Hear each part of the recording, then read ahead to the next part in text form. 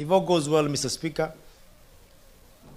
the next State of the County address will be taken in a modern, state-of-the-art county assembly chamber within Kadwana municipality. So far, we have achieved various milestones toward the goal of establishing modern county assembly, including formation of multi-sectoral committee for the technical project, review and adoption of the presidential recommendations, project cost estimation ahead of the implementation. And therefore, there is nothing that can stop on our way to get out of this shame that we are in at the moment.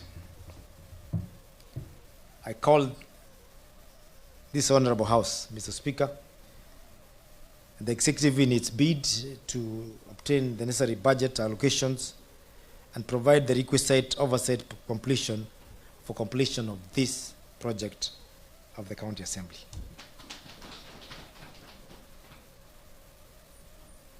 If you look around, Mr. Speaker,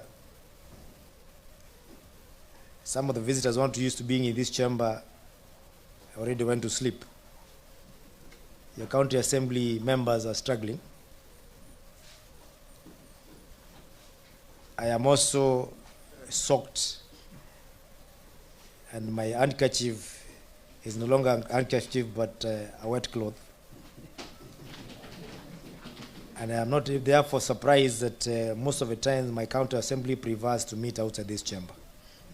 You are completely justified.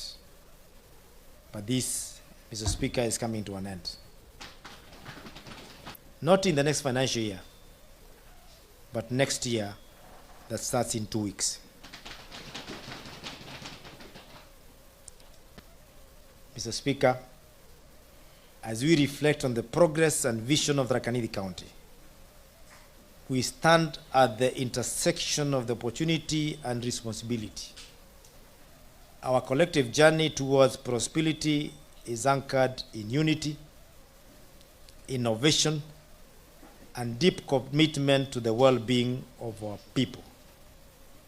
As we move forward, let us remain steadfast in our declaration on dedication to the principle of inclusivity, sustainability, and cultural preservation. Through collaboration, innovation, and dedication, we can overcome challenges and build a future that is resilient, inclusive, and prosperous for all. I extend my gratitude to this Honorable House, our esteemed partners, and the resilient residents of Tharaka Nithi for their unwavering support. May our collective effort pave the way for a thriving and harmonious future for our beloved county. Over the past 7 years, our county's economic growth has been remarkable, growing by 257% from Kenya shillings 30 billion in 2016 to Kenya shillings 77 billion in 2022, as measured by the gross county product, GCP. This substantial growth underscores our country's untapped potential to make a more significant contribution to national GDP. Presently, our county accounts for only 0.6% of the overall GDP of Kenya, which is not really a surprise because we are a small county, a small population, but with very high potential. Mr. Speaker, in my first term, guided by the CIDP of 2018-2022, my government achieved notable milestones as previously highlighted in the past State of the County addresses. The financial year 2020-2023, which we have just completed, marked the conclusion of the second generation CIDP, executed through 5 annual development plans. Throughout this period, the CIDP focused on key strategic goals, including the transformation of our agriculture sector, transportation network, improved healthcare access, the extension of clean and safe water to more households. In our second term, which started in August last year. My administration is actively implementing the third generation CIDP since invasion of devolution in 2010. This CIDP was graciously passed under the wise leadership of the Finance and Budget and Appropriation Committee of this Honorable House, chaired by Honorable Geoffrey Mureithi Gaturo, who is a member of Karingani Ward. The CIDP features well-defined programs that will continue our development agenda and ensure we are leaving no one behind. Allow me now, Mr. Speaker, to present the current status of the implementation of our policies and plans.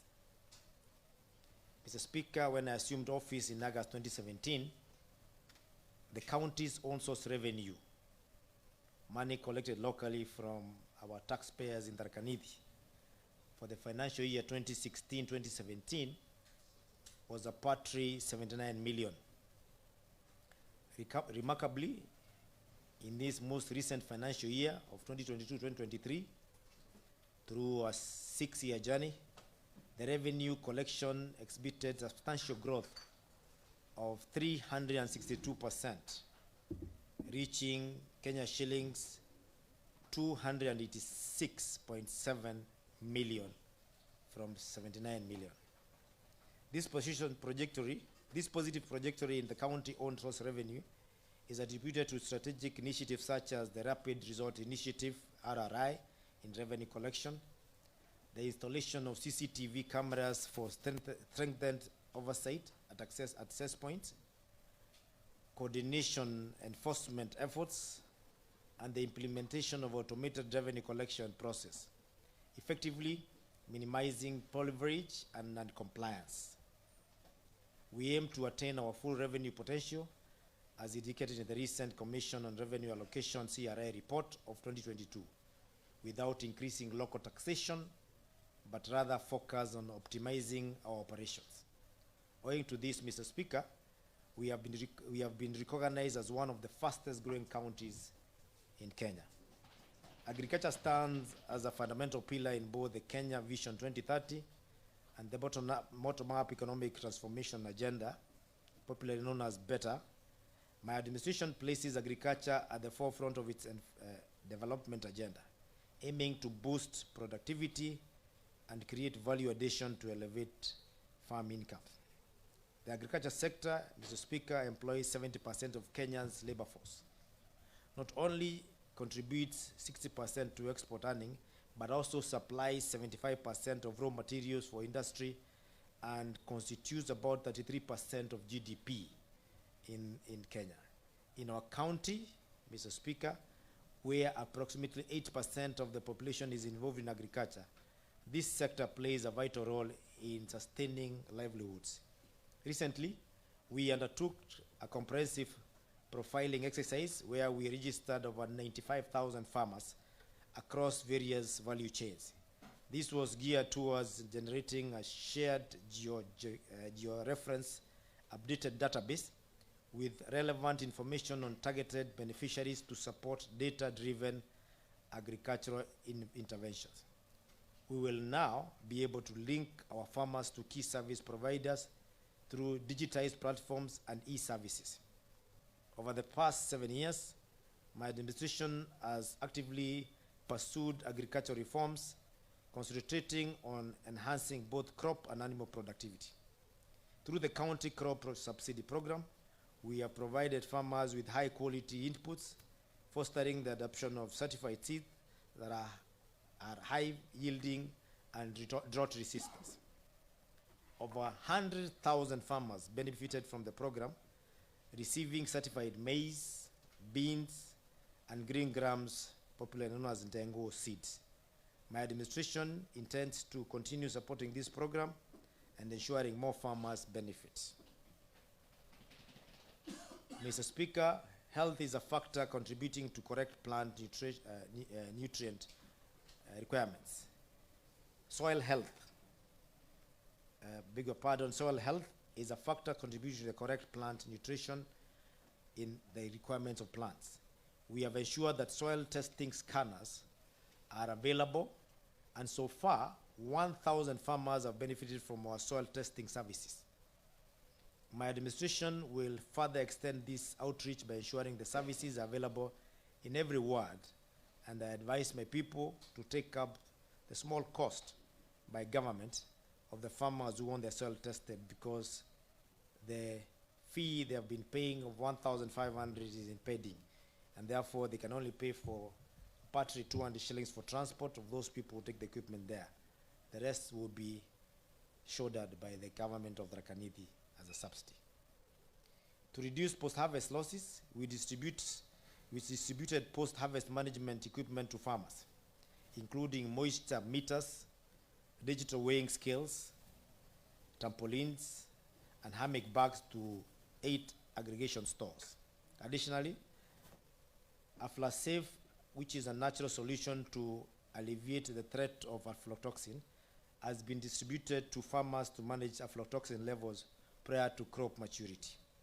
Mr. Speaker, the last mile fertilizer subsidy program has significantly reduced the cost of farmers, making low-cost fertilizer accessible at 2,500 per 50 kg bag for both planting and top dressing, down from the previous 7,000 Kenya shillings for 50 kg. This is an effort led by His Excellency the President of the Republic of Kenya, His Excellency William Ruto, in ensuring that we are self-sustained as far as production of own crops in Kenya is concerned, so that we stop importing from neighboring countries.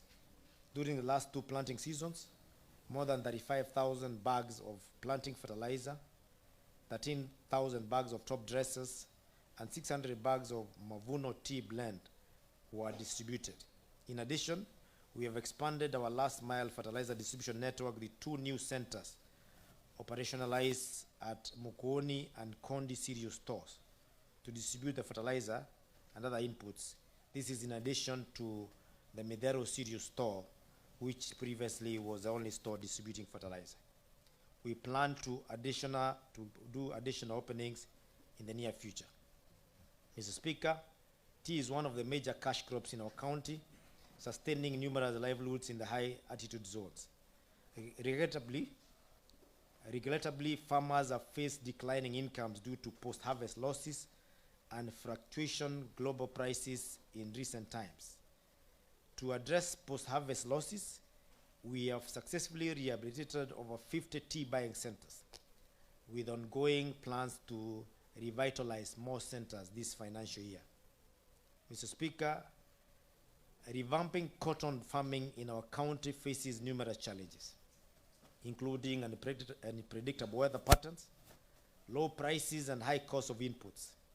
To improve production and ensure high productivity of cotton in our county, we have partnered with the Fiber Directorate of the Agriculture Food Authority, AFA, and other stakeholders on issuance of certified BT cotton seeds, pesticides, and provision of extension services to make sure that we improve the production of high-quality cotton in the county. Minimizing on-farm losses is pivotal for farmers to enhance food access and availability.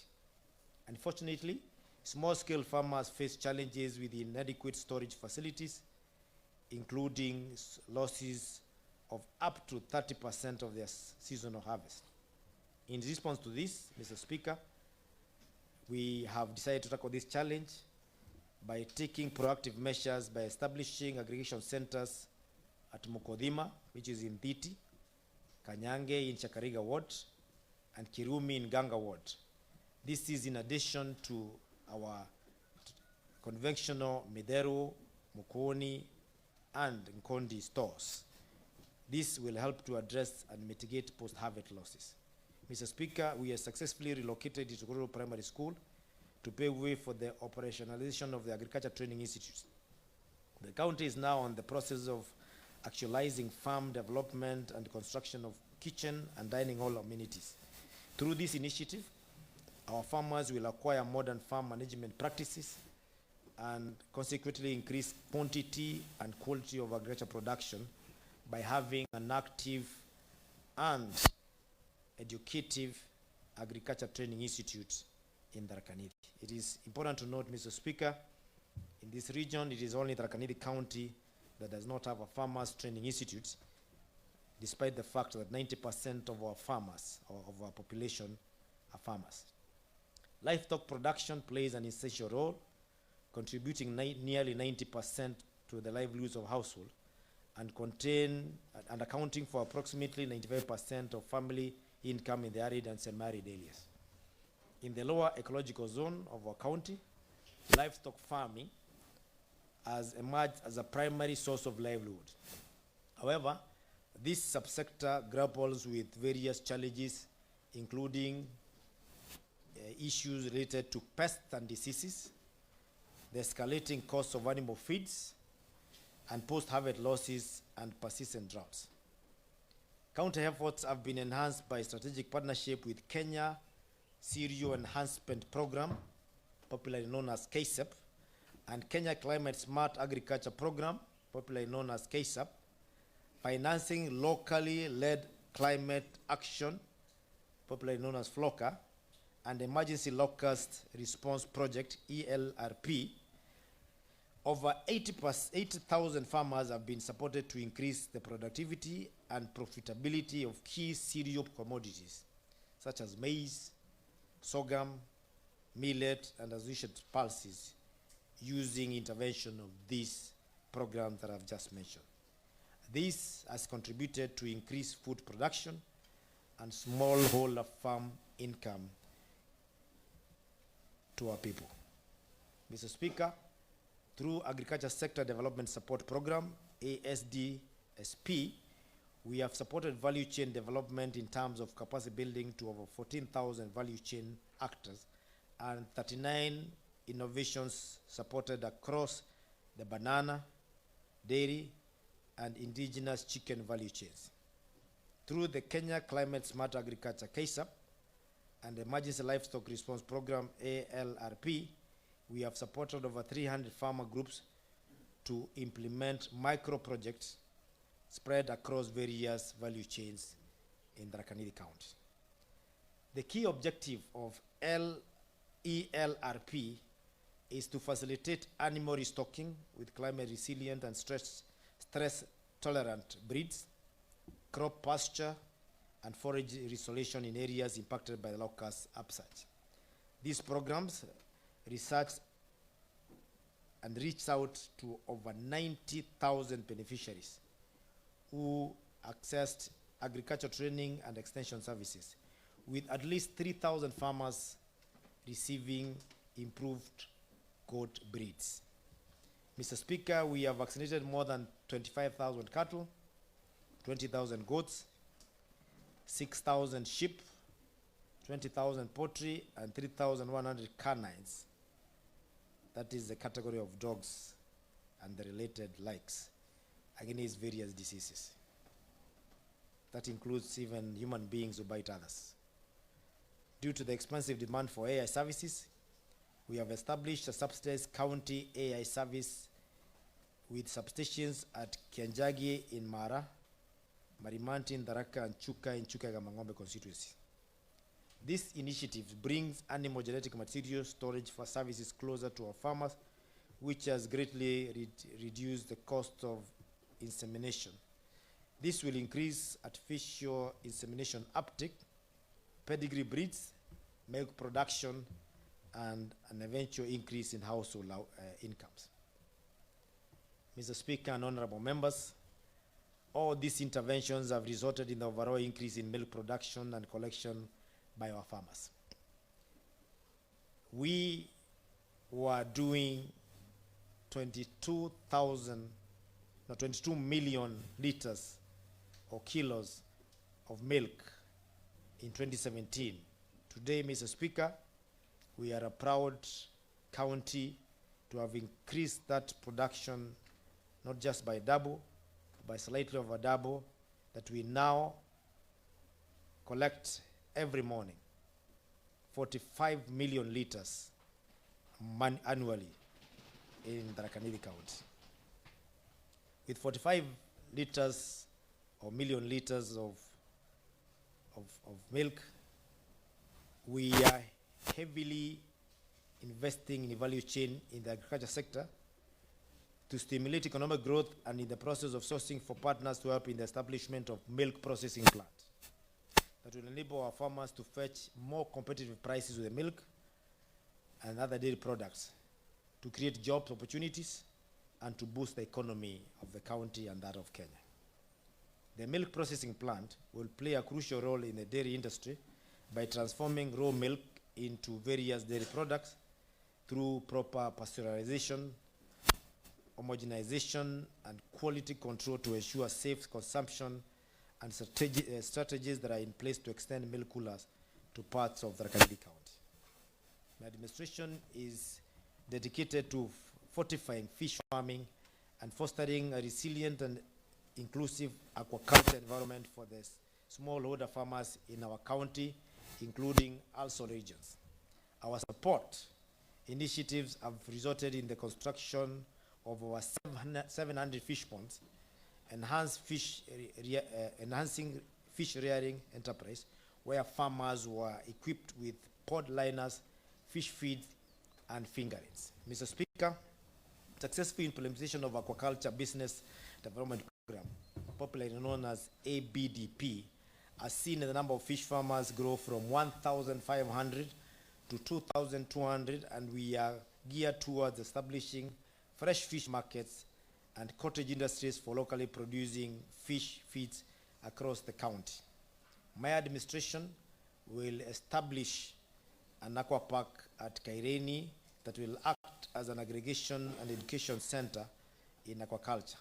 As it is, this will address the marketability aspect of fish, not only within the county of Tharaka Nithi, but outside the county as well. Mr. Speaker and honorable members, it is within cooperative societies that members collectively work towards maximizing the economic, social, and cultural aspiration, thereby invigorating the communities they serve. We have successfully mobilized and registered over 31 cooperative societies spanning the youth and juakali, marketing, and urban rural sectors. As a part of our commitment to boost coffee production through cooperatives, we are actively uplifting coffee societies and minimizing the number of players in the coffee value chain. Additionally, through participation of agreement with the national government, financial institution, and our newfound partners in diaspora, we will strengthen producer-based organizations, cooperative automation, and improve credit worthiness, thereby promoting direct coffee sales. It is therefore my urge to the people of Tharaka Nithi, especially the farmers who are doing coffee, to increase coffee production, not only in quantity but also in quality, so that we do not look for markets that do not have products to meet the demand by the market we shall have opened. Mr. Speaker, in the partnership with the National Council of Churches of Kenya, NCCK, East African Grain Council, EAGC, and Micro Small Enterprise Authority, MSCA, we have trained our farmers producer organizations, popularly known as FPOs, with a membership of 6,000 farmers, and linked them to various markets such as East African Breweries Limited, Farm Shine exporters, and Grain Connection exporters to sell their farm produce, including cereals and pulses. This is domiciled mostly in the areas of the lower regions, and the headquarters is Gondi Ward. Mr. Speaker, my administration has been prioritizing accessible, affordable, and universal health care in the areas of health. To this end, we have undertaken initiative to enhance our health facilities, bolstered the recruitment of additional human resource for health, and enhanced the provision of commodities and medical supplies. These endeavors have led to significant advancement in health service delivery, and we are steadfast in our commitment to further reduce the distance between health facilities to less than 5 kilometers, aligning with the guidelines set forth by the World Organization, popularly known as WHO. Mr. Speaker and honorable members, there are 112 public health facilities in the county compared to the 86 in 2017. With the majority of these facilities operationalized, and this includes the latest babies, that is Tonya and Kerangi in the Raka constituency. I'm mentioning because they are babies. Wero and Kanini in Mara, and Riandega and Digriri dispensaries in Chuka-Mangombe constituency. My administration is in the process of upgrading several health dispensaries to health centers. That is from level 2 to level 3. And that is Katonga Model Dispensary. My administration is in the process of upgrading several health centers to level 4, This includes Katonga Katonga Model Health Center, Muthomi Health Center, Njuki Health Center, Pukolni Health Center, Kibugu Health Center. This will be upgraded from level 3 to level 4, and this is following the recent elevation of Chuka County Referral Hospital to level 5 status. Because a level 5 status hospital is normally open mostly to serve the rest of the country, and therefore would like to increase the number of level 4s in our county so that we still take care of our people without facing competition from what will come from the level 4 influx, a level 5 influx at Chuka level 5 hospital. To further improve service delivery and ensure every ward has a level 3 facility, that is health center. There are some wards currently that do not have a health center. We will upgrade the following dispensaries to health centers: Kanyuru in Marimanti, Kashiongo in Mukodima, Kamwadho in Gatunga, Kanoa in Mariani, Mukoni in Magumoni, Kambandi in Mugwe, Mbuni in Mudambi, Kirumi in Ganga, Kare in Mwimbi, Kiangondi in Karingani, and Kamwembe in Igambagombe. This will ensure that we have inpatient facilities that can be able to take care of basic health issues that not require to be referred to level 4. That will require an upgrade of the human resource to those levels that can be able to handle inpatients, and therefore it comes at an extra cost.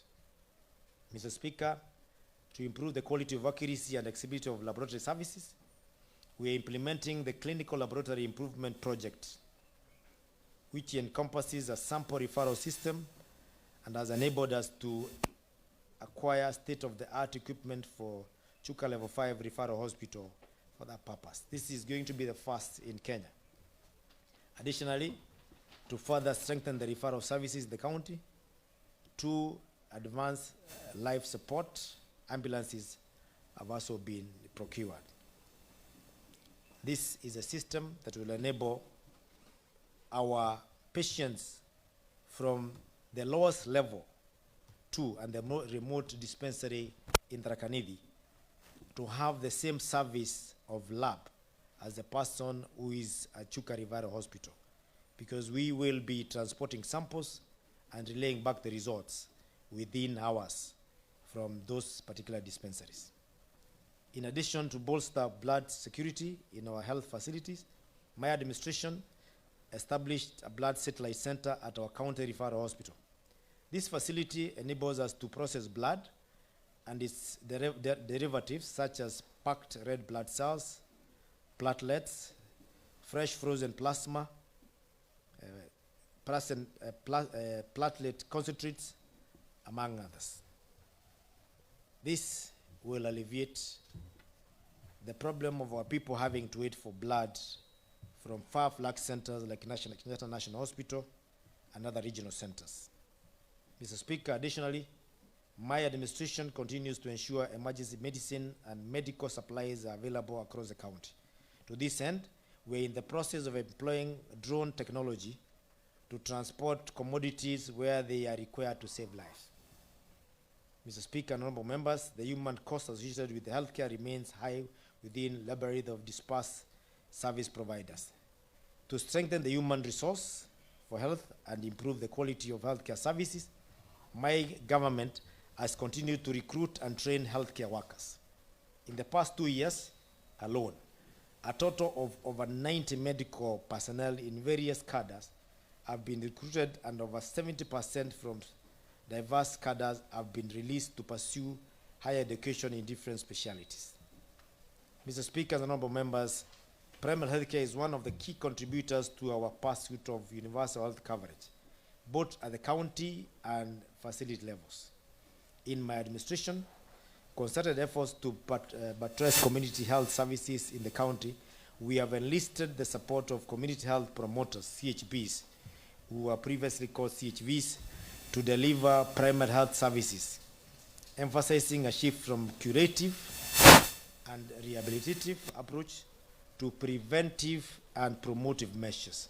And this is with the line with the Kenya Kwanza Manifesto of providing universal health coverage for our patients before 2027.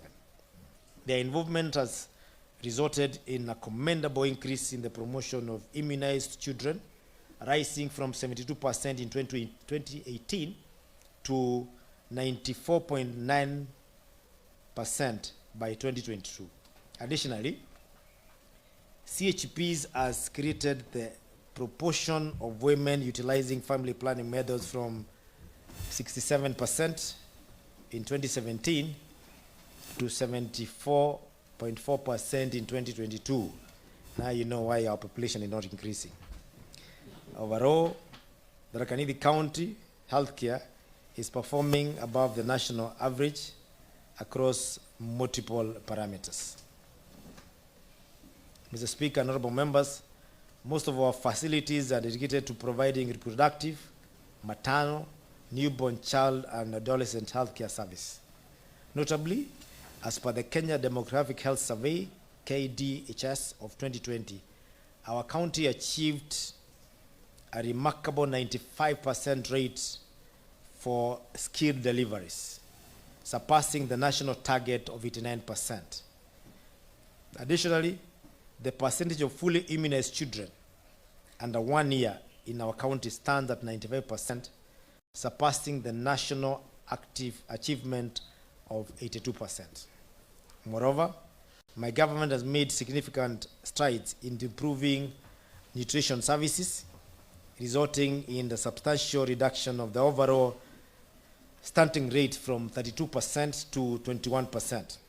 In terms of sanitation, Tharaka Nithi has now higher coverage of households with access to improved sanitation at 95%.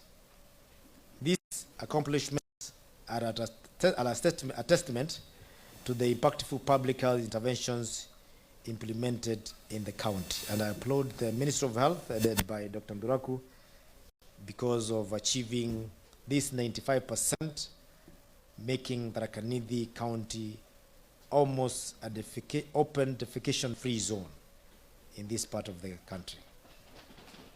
Mr. Speaker, in a bid to enhance antenatal care, ANC coverage among our women for reproductive age, we supported the training of our CHPs on short messaging prompts aimed at enrolling eligible mothers to the platform in which beneficiaries are able to interact with healthcare providers. Over 1,000 mothers have been enrolled in this program, which aims to adopt technology to improve maternal well-being. This is a program where expecting mothers are hooked to some app where they keep on interacting with the professionals who tell them what is going on in their life during the 9 months of gestation. And that makes it very easy to carry the pregnancy to the term with few challenges. We thank our CHPs and the Minister of Health of Tharaka Nithi. In addition, my administration rolled out an electronic community health system, ECHIS, where all community health extension workers and community health assistants have been trained, and the same training will be cascaded to all CHPs. We are also rolling out an ambitious geographical information systems, popularly known as GIS, for tracking healthcare issues at household levels throughout the country. Mr. Speaker, my administration is cognizant of the essential role of the financing in health services delivery and instituted measures to ring-fence and avail adequate resources to our health systems. In pursuit of this goal, Mr. Speaker and honorable members, my government has enhanced the Tharaka Nithi Health Services and Sanitation Act 2021 and the subsequent Facility Improvement Fund, FIF, regulations of 2023, all of them passed through this county assembly. This will enhance the health facilities.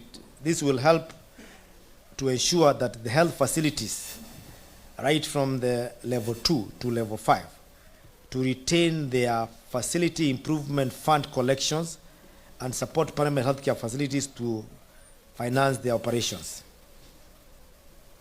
This, Mr. Speaker, is an exercise that ensures that all the money that is collected from the health facilities from poor patients does not find its way into other uses like roads, allowances for both the executive and the county assembly, and all the other related fields that do not contribute directly to health. It is very important for that part to be ring-fenced and promoted, because during dry times like now, when we have not received any equitable share, then it is possible to continue buying our drugs and medicine and other commodities to support our health care. It is worth noting that the Facility Improvement Fund collections increased from shillings 99 million in the year 2020-2021 to Kenya shillings 120 million during 2022-2023 financial year. We are targeting to increase this to 300 million in the medium term. Don't dare ask how much we used to collect before, because you will not believe it.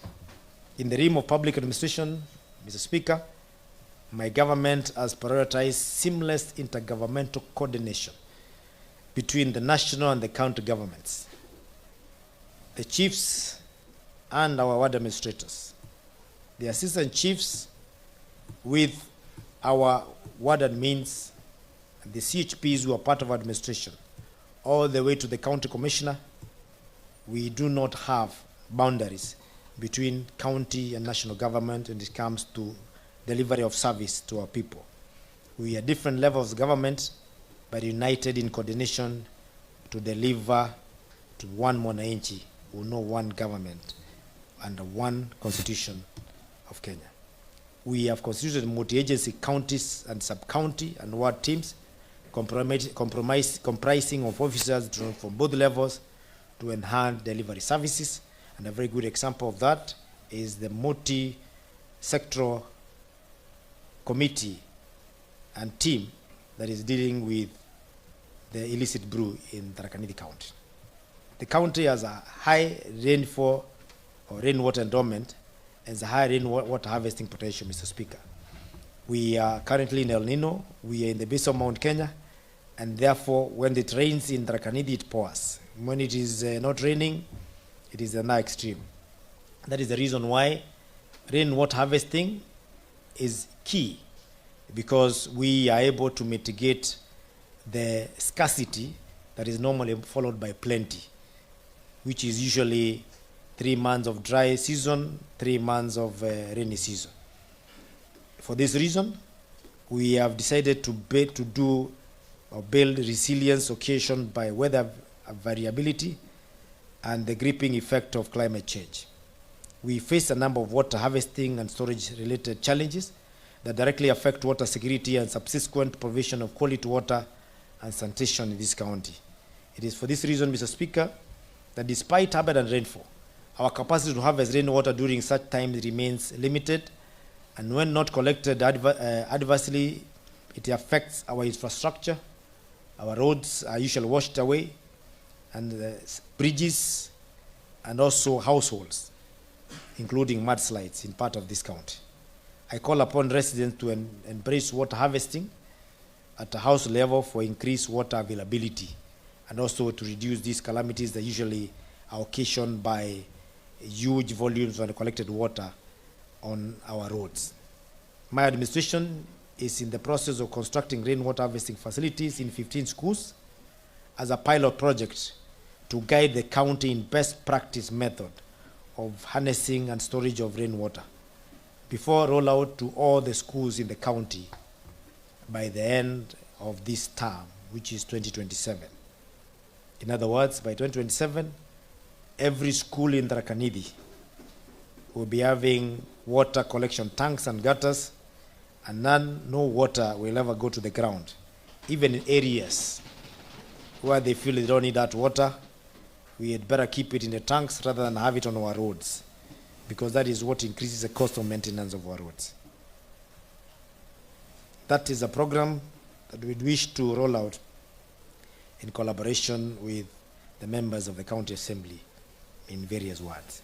Mr. Speaker, my administration is developing a policy on rainwater harvesting, and therefore this assembly will play a critical role to help us to increase that potential of water harvesting. It is not possible to enhance that directive to have rainwater collection by all wananchi unless we have a law to enforce it.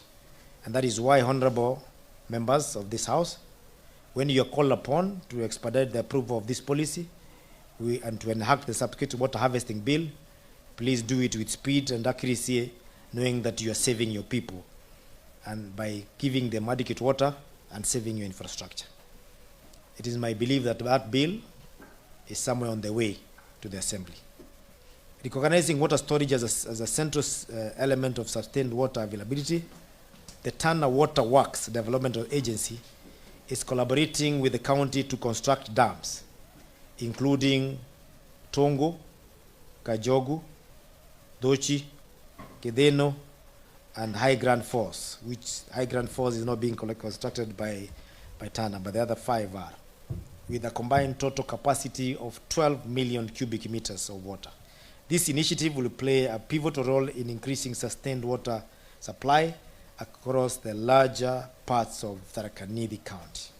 Mr. Speaker, over the last 1 year, the county government, in partnership with the African Development Bank, has made huge milestones in completing the Chuka and Chogoria bulk water supply schemes, with each having a capacity of 50 milliliters per day.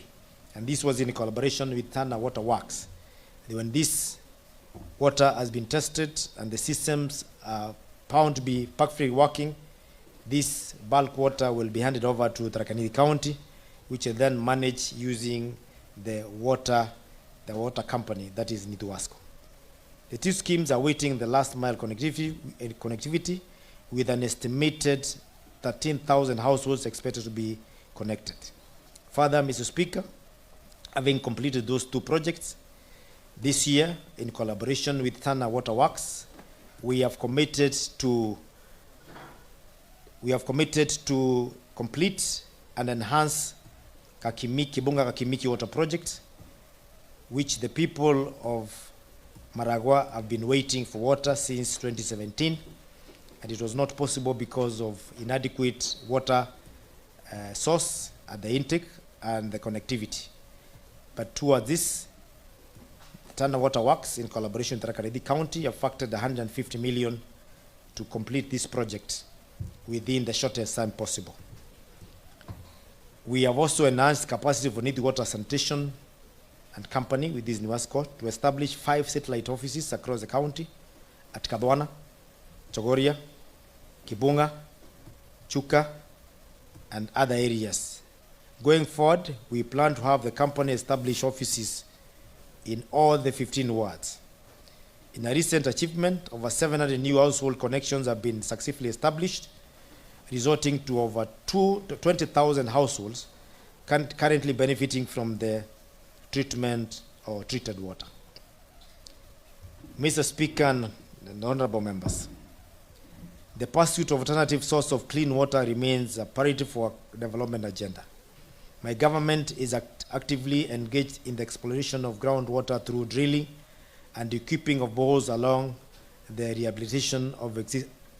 with the rehabilitation of existing ones. In this year alone, in the last 1 year, we have successfully drilled and equipped over 10 boreholes and rehabilitated 32 existing boreholes, including Kandanje Primary Borehole, Rogeka Borehole, Kashigongoni Borehole, Shauri, Kilimani, Kirukuma, Mororo, Ikangara, Nkungani, Jaina, among others. To ensure the sustainability of these systems, we have established a framework contract for the prompt operation and maintenance of these facilities. This underscores our commitment to provide a reliable and lasting supply of clean water to our community. Our biggest challenge, Mr. Speaker, has been water projects that are done by the county governments, small community water projects that when they are not owned by the community and taken up for maintenance, then they normally fail because of very small items. A small item like a tap, the community will not buy because the water belongs to the county government, and the water system can be grounded for 2 months awaiting the county government to buy a tap of 1,500. And it's for this reason, Mr. Speaker, E-Water Service, a private company which provides 24/7 access to clean water in sub-Saharan Africa, has entered into partnership with Tharaka Nithi County to administratively be able to enable communities to manage the small water systems. My administration signed a memorandum of understanding in April 2023 with E-Water, becoming the first county to do so in Kenya for rehabilitation of failed borehole systems and drilling of new ones in rural areas.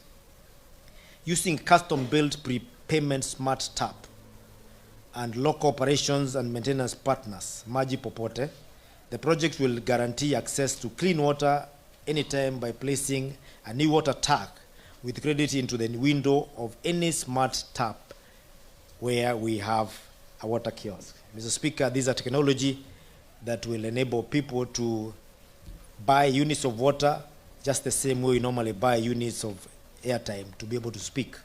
Water will be very, very cheap because we do not sell water. We only pay something little to be able to manage it. And therefore, with the little as 5 shillings per jerrycan of 20 liters, it will be possible to have water throughout the year, 24/7, 365, by just buying your token, which is in a chip. You tap it against the tap, and the water comes out. When your units are drained, you cannot be able to get water until you refill. That way, you don't have to interact with anyone who will tell you to give them favors or do them favors for you to get water when you don't have money or when your money is not enough. This activity will also create employment because our youth will be able to sell those tokens and at the same time be able to manage the technology that is going to be available at the taps. We have committed that this festive season, before the end of January, we shall launch that project in Kondi Ward.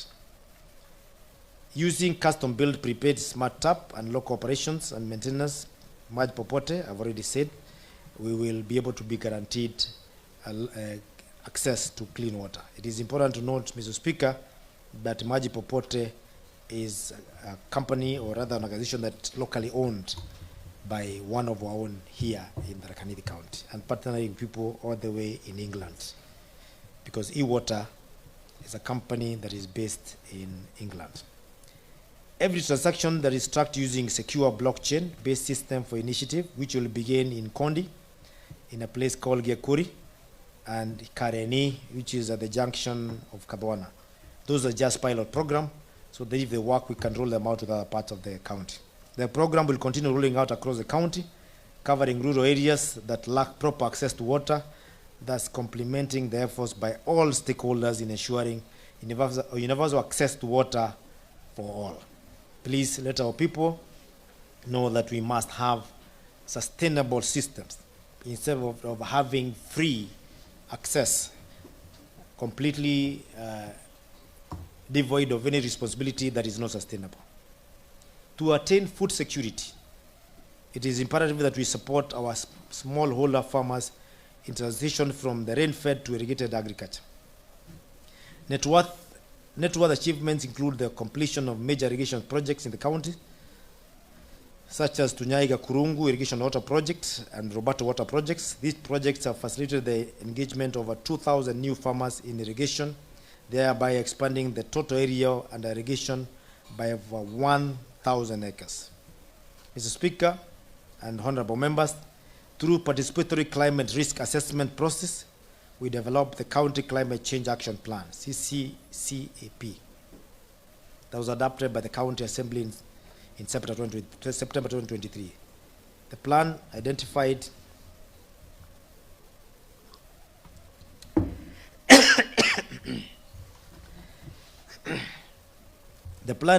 the key priority areas of intervention in the water, agriculture, disaster, risk, and environment sectors based on the locally identified climate hazards.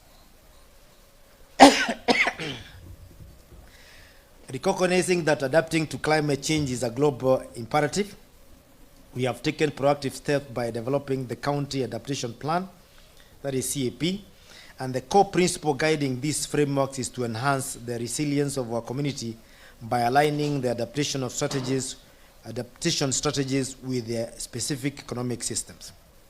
Mr. Speaker, this approach underscores our commitment to not only addressing climate change at the local level, but also ensuring that our communities are equipped to navigate and thrive in the face of these challenges.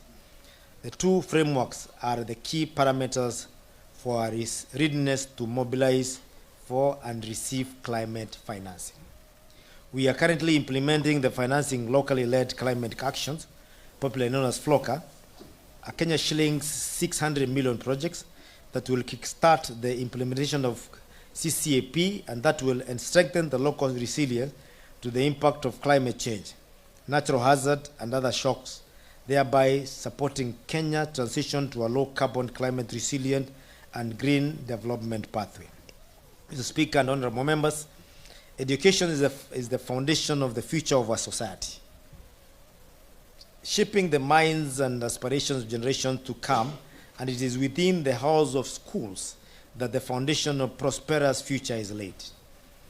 Commitment to providing quality learning opportunities to our people is not only an investment in their individual potential, but a key driver for the overall well-being and achievement. To provide a conducive learning atmosphere, my government has constructed over 185 early childhood development or ECD classes and recruited 462 ECD teachers who have been retrained to adapt the new national competence-based curriculum. Further, we have provided teaching and learning materials including tables and chairs, among others, 15 words. Some schools in the 15 words. The investment in early childhood education have resulted to transition rate of 90% from ECD to primary school and a net enrollment of 80%. I do not know why we cannot have 100% transition from ECD to primary school, and therefore that 10% is a reason to worry, and I will not look at that as an achievement. So the people who are concerned, we need to make sure that we have 100% transition from ECD to class 1. Mr. Speaker, education is a foundation for society, and the time women commit to childcare takes up time and opportunities that would otherwise have been used in other income-generating activities, thus limiting women from engaging in economically viable activities. This is because our education system does not allow children below the age of 4 years to go to school, and therefore the mothers are confined to childcare up to when the school-going age of 4 is achieved. It is for this reason, Mr. Speaker, that we have as a county, decided to empower women who are childbearing, their mothers, who cannot afford caregivers. That is popularly known as maids, or in Kiswahili they say boch. After the babies and mothers have interacted for the first gestation or rather upbringing period of 1 year, so they can be able to go back to their trading activities. In line with this, Mr. Speaker, with the agenda of leaving no one behind, we have introduced an innovative solution to support these mothers. The solution is a concept called the creche.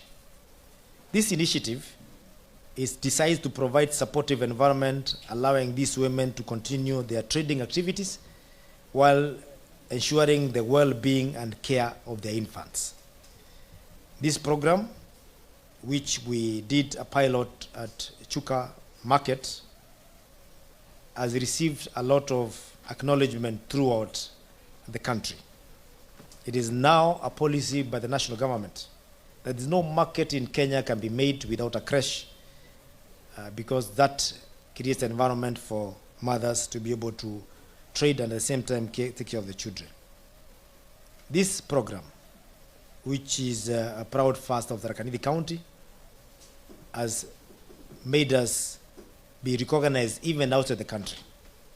During the 6th Guangzhou, China Global Mayors Forum, held in December 2023 in China, I presented the Women Economic Empowerment Agenda through the creche intervention in our county.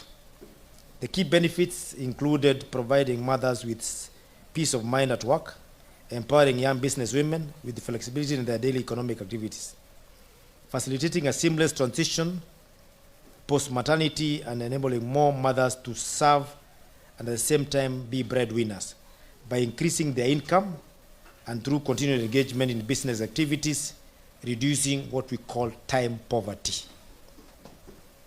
This is poverty that is usually engraved or entrenched in our community because of using time that would have been available in doing something that would have been done by somebody else who does not require much pay like you do. Building on the success of this creche program, Mr. Speaker, we endeavor to establish more partnership to scale up the creche initiative, to have more market centers in Tharaka Nithi, that no market now can be built in Tharaka Nithi without the creche, and those that have already been built, we have to find a way through public participation to introduce those creche in these markets. We also need to put ECD centers and in that are fully equipped in this creche, so that once we have established that we can be able to have a curriculum for children who are 3 years of age through a study that we are carrying out with Kenyatta University and Yale University through Melinda and Bill Gates Foundation, it will now be possible to have children spend time in the creche, not just playing, but also being taught. That will mean an extra cost for us, because it will mean that every market will have to have 2 ECD teachers or caregivers. Of course, it is an opportunity for more employment. It is costly, but is value for money for our mothers and our children. It is my conviction that the quality childcare in Tharaka Nithi will ultimately alleviate poverty by enabling women to work and earn steady income while bringing up healthy families. This expansion is expected to generate employment opportunities for approximately 87 personnel. I'm talking about the study. Additionally, 65 ECD centers are said to benefit from the issuance of complete teaching and learning kits. And this holistic approach will reflect our commitment to fostering economic empowerment and supporting the overall well-being of women in our county. Mr. Speaker, my administration has empowered the youth by the fostering skill enhancement. We have been able to improve on facilities and structure in our vocational training centers, popularly known as VCTs, by renovating and amenities and construction of dormitories to enhance student retention in various VCTs or polytechnics that includes Mogomango, Nguruki, Robati, Shamakie, Kajoki. We have constructed VCTs at Karugwaru and Gatonga Ward, and Makutano in Mukodhima, Kibuka in Chakariga, and these are first in that region. And also in a place called City, which I believe is in Karacho, in Marimanti and YSA. In addition, we have sponsored over 400 students for scholarships in various VTCs across the country through our partnership with KCB Bank, a program that is popularly dubbed as Tuji Ajiri. This is a program where the students who are qualified benefit from a program that is paid 50% by the county government of Tharaka Nithi and 50% by KCB Bank, and they study absolutely free without paying any fee except their utilities. Thereafter, this program enables these students to go through mentorship program by KCB Bank that trains them on business acumenship and eventually gives them soft loans when they are qualified to be able to start business so that they can utilize the skills they learned in these polytechnics. We currently hope that the 400 students that are in session in various parts of this county will graduate to businessmen and therefore increase income in this county. Mr. Speaker, our county is the only one in Eastern region that boasts of hosting 2 public universities. Within this unique endowment, my administration is exploring partnership that will enhance the quality of higher education within Tharaka Nithi. We are actively engaging with other universities abroad to establish Confucius Institutes in both universities, K-Lab digital hubs, and institute exchange programs and culinary arts, martial arts and fashion, music and dance. And this is a program we already initiated with a Chinese government using the municipality of Guangzhou. Mr. Speaker, it is important to note that the county government of Tharaka Nithi has purpose to have MOUs and partnership with both Tharaka and Chuka universities so that we can be able to benefit each other with the skills that we have. Tomorrow, at 10 o'clock in the morning, led by our county attorney, we shall be signing the first MOU between university and the government. We will be doing that with Chuka University as a first since the incoming of county governments in 2010. And we believe this partnership with Chuka University will enable us to exchange ideas and skills, also enabling us to partner in resources like land and amenities, because we are all funded by one kitty of exchequer by the Treasury of the Government of Kenya.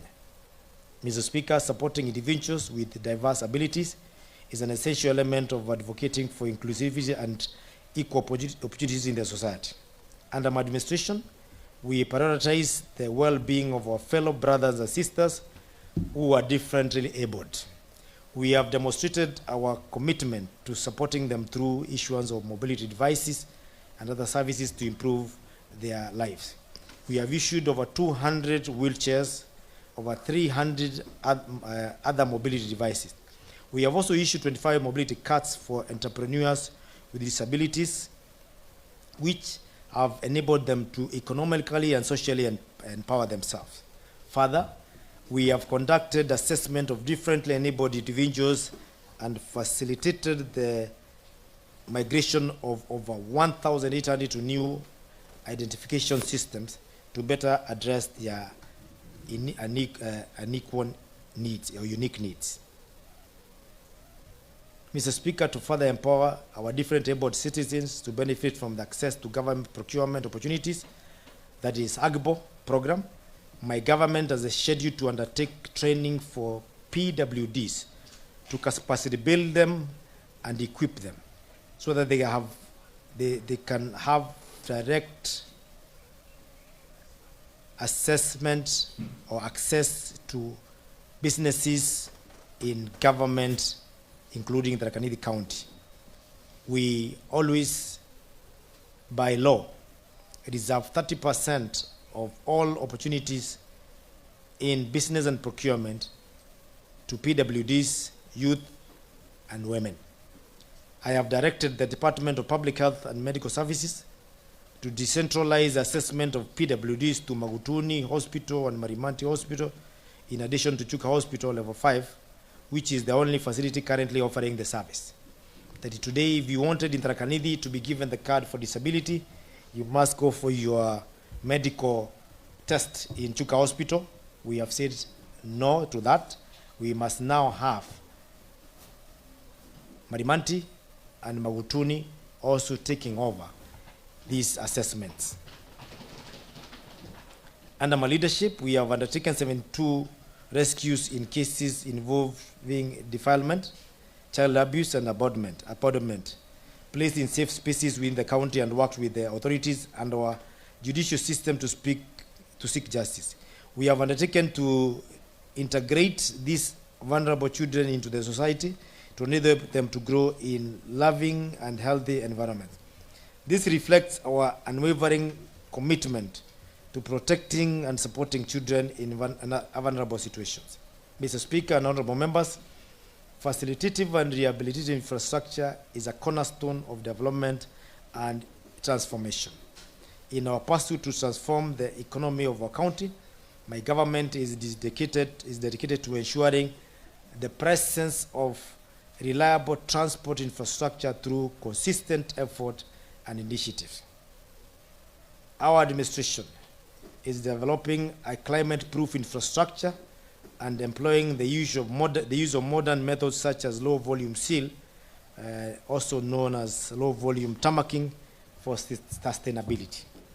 To ensure easy accessibility, we consistently conduct routine maintenance of our rural roads, initiate the opening of new ones, construct bridges and footbridges, and undertake other civil works. These measures are in place to ensure that we continually achieve our goal of fostering reliable and efficient transportation infrastructure. Over 2,500 kilometers of roads have been opened up and maintained within the last 6 years. To ensure immediate and quick response to different emergencies such as road infrastructure destruction, blockage, and other emergencies, my administration has engaged over 1,000 road marshals. This county road maintenance team has been instrumental during this El Nino season. For instance, they swiftly restored the flow of Kituma and Kararu rivers in Marimanti, responded hastily to clear landslide at Gitogoto, and diverted flood waters that threatened engulfing homes at Monga, Nturere, and Gatunga Market. Mr. Speaker, did you put off my socket? Mr. Speaker, some areas in close proximity are separated by rivers and rugged terrain, restricting inter-community socio-economic interaction to ensure citizens seamlessly transfers the community. We must establish proper linkages through construction of bridges and footbridges. Over 50 bridges and footbridges have been constructed, including Kidioroka Bridge in Marimanti, the boundary of Marimanti and Nkondi, Mwanyani Bridge in Nkondi, Mutuguta Bridge in Chogoria, Kigani Footbridge in Chakariga, Gencheni Footbridge in Mokodima, Kajoki Kamonka Footbridge, among many others. An effective and efficient road network is essential for accessibility and commerce. To date, my government has managed to upgrade over 35 kilometers of county roads to bitumen standards, encompassing towns and municipalities.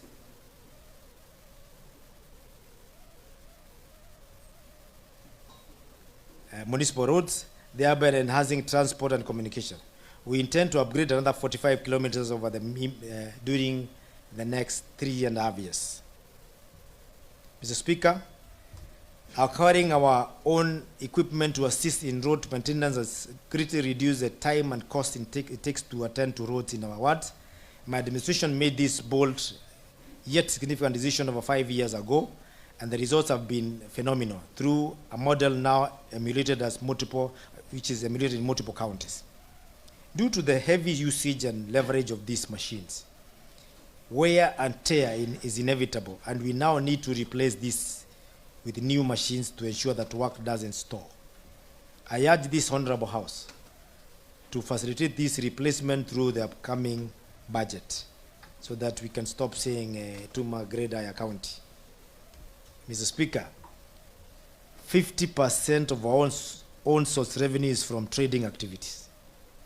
The county government has made significant investments in empowering all traders by establishing an enabling business environment. We are ensuring the presence of modern and standardized market stores at strategic locations along Mati Road and Embu Meru Highway.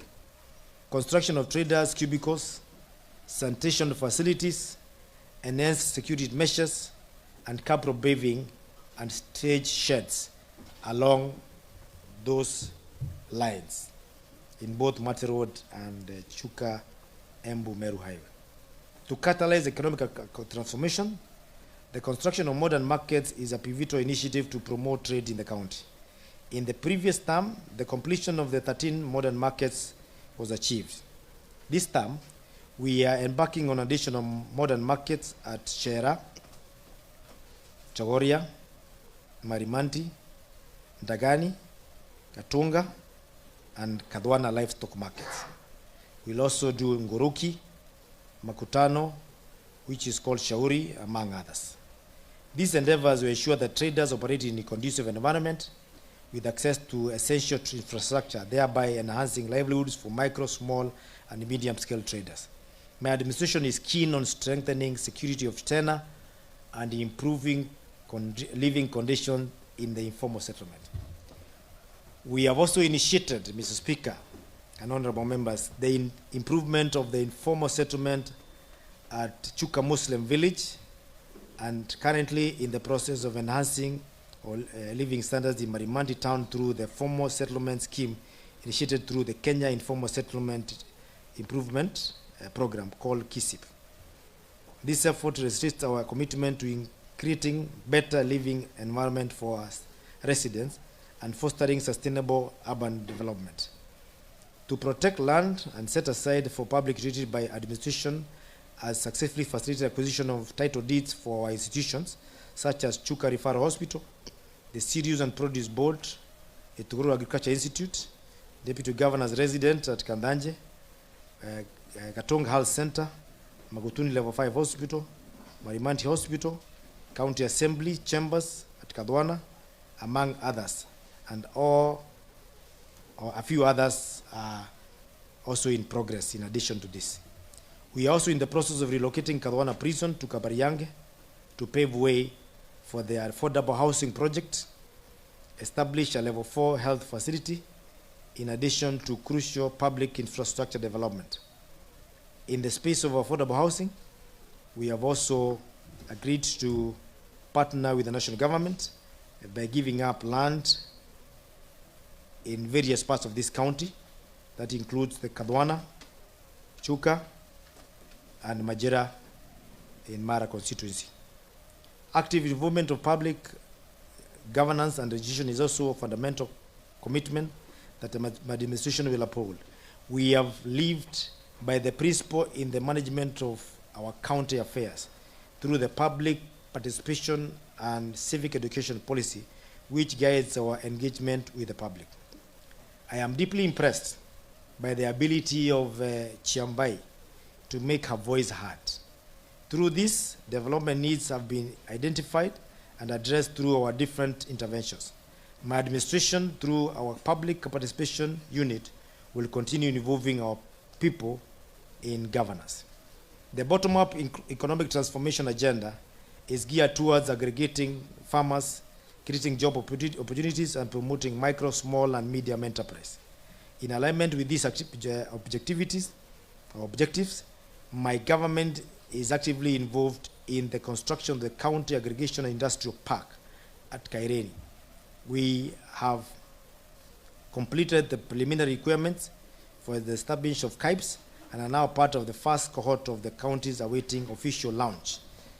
This program is carried out in partnership with the national government, which is going to be on 50-50 basis with a total investment of 500 million Kenya shillings, which will lead to creation of job opportunities and value addition for products in this county. Our strategic plan is to add value to local produce, focusing on bananas, green grams, milk, mangoes, honey, avocado, oilseeds, and nuts, among others. The county aggregation industrial parks will elevate existing small and scattered ventures in value addition of local produce, providing our farmers with a competitive edge in accessing the better markets regionally and globally. Model around a special economic zone, our KIPE is designed to attract investment from various sectors within and without. Mr. Speaker and honorable members, in adherence to the presidential order addressing the issue of illicit brew, second and third generation alcohol, we have taken regulatory and enforcement measures by establishing a designated operating hours and implementing regular inspection to enforce the Tharaka Nithi County Alcoholic Drink Control Act 2021 that was passed by this House. These efforts ensure that the youth and the general public of Tharaka Nithi County are protected from the consuming illicit brew and engaging in more productive activities during the working hours. Mr. Speaker, my administration is actively working to facilitate main power connection to all public facilities. We are also exploring the alternative energy sources with a focus on solar panel installation in off-grid areas. To enhance power distribution and stability in the county, we have donated 3 acres of land at Mwoga, just here in Njuki, for the construction of our power substation because we have none in Tharaka Nithi. Therefore, our power lines run all the way from other counties, and sometimes they are too long. And failure of one part normally resorts to the whole county being in a blackout as you repair that part of the county. And it's for that reason we found it prudent to offer land to Kenya Power to establish a power plant, what they usually call a substation, to stabilize power in Tharaka Nithi County. Here in Kadwana, where we are, I am surprised we've not had a blackout yet, because this is normally the norm of the day. I am happy to report that the crucial institutions such as Keboka and Njuki vocational training centers have been connected to the national grid by Kenya Power. Additionally, of course not for free, Tharaka Nithi County paid, we are collaborating with the various non-state agencies to promote the use of sustainable and alternative technologies for domestic use. We also remain committed to discouraging illegal logging to contribute to environmental conservation efforts.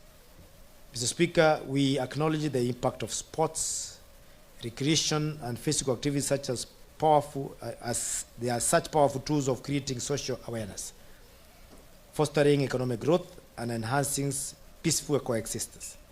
Sports play a significant role in promoting social integration and economic development across the various geographical, cultural, and political contexts. We are undertaking athletic track works at Kaironi Stadium in Chogoria. We plan to elevate several playgrounds to standard pitches, which include Kebogwa, Ngajiondodhi, Ruadha, which is in Katonga. We have also identified the need to establish a state-of-the-art stadium at the county headquarters, Kadwana, because currently we normally use the playground of primary and secondary school, which cannot be used when the school is in session.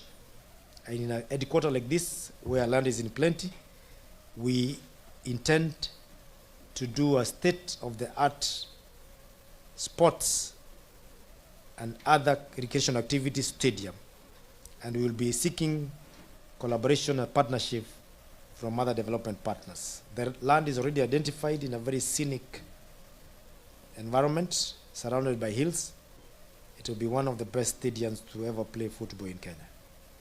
Mr. Speaker, Tharaka Nithi County proudly hosted 8th edition of the Kenya Youth Intergovernment Sports Association, popularly known as the KISA Games 2023, for youth aged between 18 and 23 years. This national event proved to be significant empowerment for both the youth and the local business community. Moving forward, we will actively build infrastructure and capacity for our sportsmen and women to be the best sporting county in the region and in the country. Mr. Speaker and honorable members, the youth constitutes the majority of the citizenry in the county. A significant portion of the youth population faces unemployment and is actively seeking productive opportunities. The Youth Empowerment Program aims to support unemployed youth through competitive process. The program was launched in September 2021 and officially commissioned in October under the Tharaka Nithi County Youth Empowerment Act 2020, a law that was passed by this county assembly.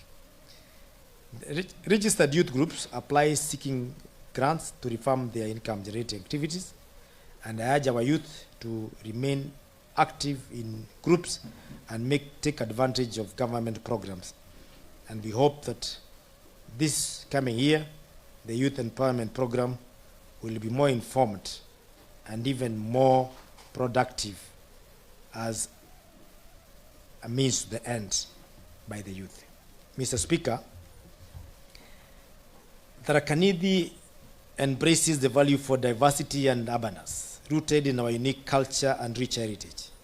Our culture is not only the essence of our identity, but also a unifying force. It is imperative that we safeguard the invaluable cultural legacies of our communities, serving as reservoirs for wisdom and future generations. Mr. Speaker, we launch documentation and digitization of indigenous knowledge and traditional access program, whose objective is to collect and protect traditional knowledge and cultural assets and expression of our communities. This project empowered 30 youth. It's also empowered during childcare and community-based organization, and all serving as custodians of our culture. We are carrying out a survey of our culture and tourism attractions, and data collected will be presented to the National Museums of Kenya for documentation and subsequently used to promote our culture heritage to the rest of the world. In response to the ongoing El Nino rains, Mr. Speaker, my administration is steadfast in its commitment to mitigating adverse effects, preventing loss of lives through flooding, drowning, and associated disease outbreaks. I have established a multi-agency team for surveillance activities in the areas affected and likely to be affected by the rains. The highest rainfall during October-December period was attributed to El Nino phenomena, and it presents both blessings and a challenge to our county residents. While providing water to many households, it also poses a potential challenge. This increased rainfall is expected to enhance agriculture production. And as a county, we have taken proactive steps in collaborating with partners like the Red Cross, Kenya Forest Service, Kenya Meteorological Department to assist families and households affected by the rain, to include the provision of water, treatment chemicals, insecticides, pesticides, and mosquito treated nets and foodstuffs. That is, insecticide treated mosquito nets and foodstuffs. Mr. Speaker and honorable members, despite various drawbacks by the administration,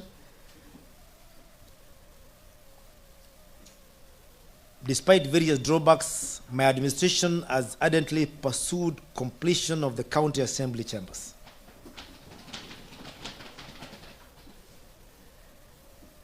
Through the support of the Senate,